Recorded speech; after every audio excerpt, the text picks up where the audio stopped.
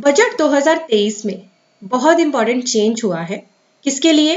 उन पर्सन्स के लिए जो अपनी प्रॉपर्टी को बेचने की सोच रहे हैं। जी हाँ, अगर आपने पास्ट में कोई प्रॉपर्टी परचेज करी थी और अब आप उसे चाहते हैं सेल करना अभी या फ्यूचर में, तो आपको इस चेंज पर ध्यान देना है, क्योंकि अब इस चेंज के बाद आपका कैपिटल गेन बढ़ सकता है। बहुत ही इंपॉर्टेंट वीडियो है, मैं एग्जाम्पल के साथ आपको क्लियर करूंगी, इसीलिए वीडियो को स्किप नहीं करना है, एंड तक देखना है। मेरी वीडियो अच्छी लगे तो like, subscribe and bell icon press करें, और अगर इंपॉर्टेंट लगे तो आप इसे शेयर कर सकते हैं व्हाट्सएप, टेलीग्राम एंड ट्विटर पे। बढ़ते हैं टॉपिक की तरफ। मोबाइल आपके हाथ में है, ब्राउजर पे टाइप करिए studybuddy.com। यहाँ पे हमारे इंपॉर्टेंट कोर्सेज एक्टिव हैं, इनके बारे में डिटेल में मैं डिस्कशन करूंगी वीडियो के एंड में। यहाँ मैं ले आई हूँ आपको अपनी स्लाइड की तरफ। बजट की प्रोविजन समझाने से पहले मैं आपको दो सेक्शंस को फटाफट ब्रीफ में आपको बताना चाहूंगी। Section 24 interest on housing loan की बात करता है, इसकी डिडक्शन की बात करता है इनकम फ्रॉम हाउस प्रॉपर्टी के अंदर, और सेक्शन 48 कैपिटल गेन की बात करता है। इन दोनों सेक्शंस को एक बार ब्रीफ में गो थ्रू करते हैं। सेक्शन 24 ने हमें लिमिट बता रखी है कि कोई भी पर्सन जिसने हाउसिंग लोन ले रखा हो, वो हाउसिंग लोन के इंटरेस्ट की deduction income from house property head में सेक्शन 24 से ले सकता है, जितना अमाउंट पे करा इंटरेस्ट का, या फिर 2 lakh which ever is less. ठीक है। साथ ही अगर हम कैपिटल गेन की बात करें, जो हमें कब निकालनी होती है, जब प्रॉपर्टी को बेचते हो आप, तो प्रॉपर्टी को बेचने पर आपको क्या मिलता है? Sale consideration. उसमें से कैपिटल गेन को निकालने के लिए आप क्या माइनस करते हो? जितने ट्रांसफर के आपके एक्सपेंसेस होते हैं। साथ ही cost of acquisition, cost of improvement, कोई एग्जाम्पशन है आपकी सेक्शन 54 से 54 जीबी, बैलेंस बचता है आपका कैपिटल गेन। ये कैलकुलेशन होती है शॉर्ट टर्म कैपिटल गेन के केस में, पर लॉन्ग टर्म कैपिटल गेन के केस में आपको इंडेक्सेशन का भी बेनिफिट मिल जाता है। अब आपने एक चीज नोटिस करी होगी, कॉस्ट ऑफ एक्विजिशन निकालते हुए ना आप इंटरेस्ट को भी इसका पार्ट बनाते हो। जो आपने हाउसिंग लोन पे इंटरेस्ट पे करा, वो भी आपकी कॉस्ट ऑफ एक्विजिशन का पार्ट बनता है अभी तक, अकॉर्डिंग टू साइट। अब इस पे गवर्नमेंट की नजर लग गई। गवर्नमेंट कह रही है कि आपने इंटरेस्ट का, ये जो आपने इंटरेस्ट पे करा लोन पे, आपने इसका दो जगह बेनिफिट ले लिया। सेक्शन 24 के अकॉर्डिंग आपने डिडक्शन भी क्लेम कर ली income from house property head में, और सेक्शन 48 के अकॉर्डिंग आपने इसे कॉस्ट ऑफ एक्विजिशन का पार्ट बना लिया, जिसकी वजह से आपका कैपिटल गेन कम बना, और कैपिटल गेन कम बनने की वजह से इस पे गवर्नमेंट को टैक्स भी आपने कम पे करा। तो इसी को चेंज करा है गवर्नमेंट ने। क्या चेंज करा है? चलिए हम मेमोरेंडम की तरफ बढ़ते हैं, उसमें पढ़ेंगे। चेंज डिस्कस करने के लिए मैंने यहाँ पे budget memorandum page number 35 open कर रखा है।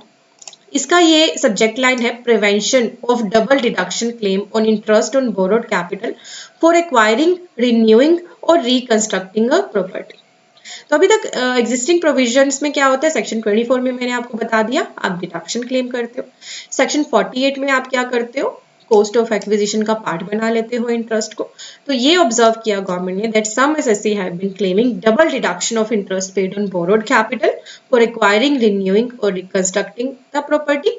Firstly, it is claimed in the form of deduction from income from house property under section 24, and in some cases the reduction is also being claimed under the provision of chapter 6A of the act. Secondly, while computing capital gain on transfer of such property, this same interest also form part of cost of acquisition and cost of improvement under section 48.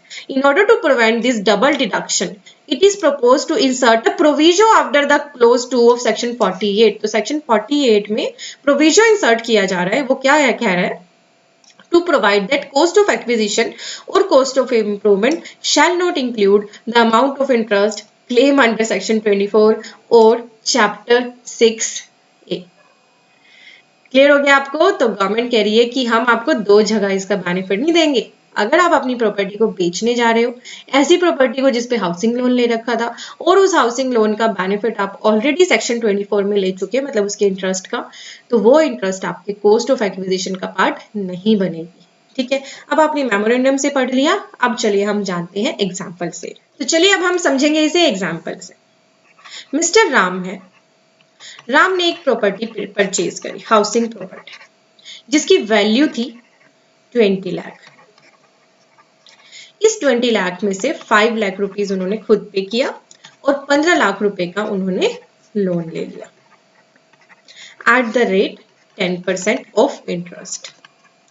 अभी housing loan लेने के बाद ये इस interest की जो 1.5 लाख बनेगा approximate, उसकी डिडक्शन ले रहे थे सेक्शन 24 में, ठीक है, इनकम फ्रॉम हाउस प्रॉपर्टी में अंडर सेक्शन 24। अब राम ने ये जो प्रॉपर्टी खरीदी थी 20 लाख की, इसको ये सेल कर रहे हैं अब कुछ टाइम के बाद, मान लीजिए विद इन 12 मंथ्स ही इसे वो सेल कर रहे हैं। कितने में? 30 लाख में। तो अभी तक के सिनेरियो में क्या होता था, दोनों सिनेरियो बना लेते हैं। सेल कंसिडरेशन हम लिखेंगे जो आया 30 लाख, इसमें से माइनस कर देंगे ट्रांसफर के एक्सपेंस, मान लो राम के 50,000 के ट्रांसफर के एक्सपेंस थे 0.50, ये 30 लाख, ठीक है। देन हम इसमें से माइनस करेंगे कॉस्ट ऑफ एक्विजिशन, वो कितनी थी राम की? 20 लाख, प्लस उसने 12 महीने इंटरेस्ट दिया 1.5 लाख, तो 21.50 लाख उसे ये डिडक्शन मिलनी है कॉस्ट ऑफ एक्विजिशन की। कॉस्ट ऑफ इंप्रूवमेंट उसने कुछ नहीं करी, यानी कि यहाँ पे उसे 22 लाख की डिडक्शन मिलनी है और उसका कैपिटल गेन आएगा 8 लाख और इसके अकॉर्डिंग अब वो टैक्स पे कर देगा। पर अब ये तो था प्रीवियस सिनेरियो। अब हम बजट के बाद देखें, आफ्टर बजट 2023 अब क्या होगा? सेल कंसिडरेशन कितना आ रहा है?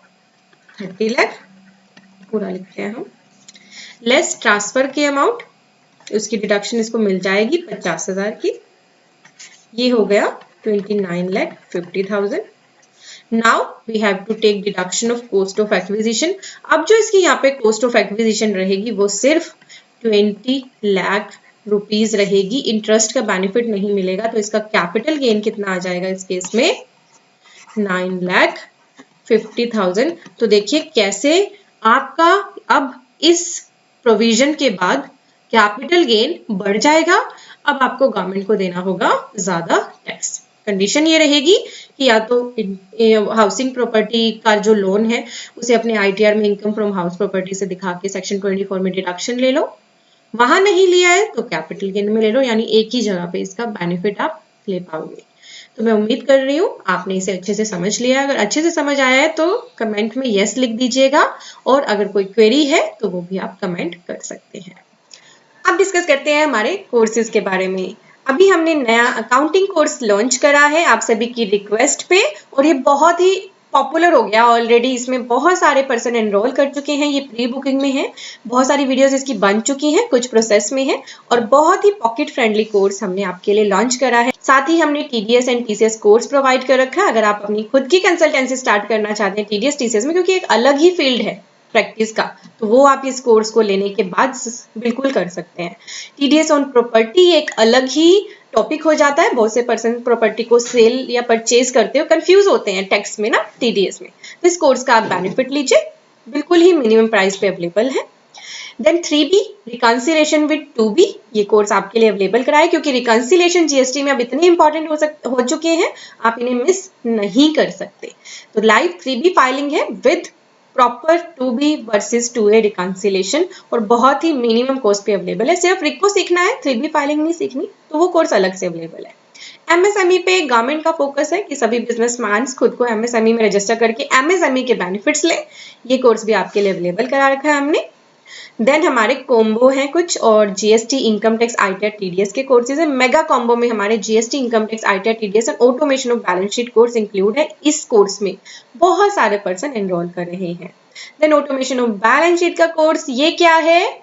बैलेंस शीट तो आप सभी को आती है बनानी, बट आप कैसे बनाते हो? एक एक चीज को, एक एक फिगर को एक्सेल में लिंक करते हो मैनुअली। मैं कहूँ कि मेरे पास एक ऐसा तरीका है कि आपका क्लाइंट चाहे डेली आपके पास आ जाए और आपसे बैलेंस शीट मांगे तो आप 5 ही मिनट में उसे दे सकते हो।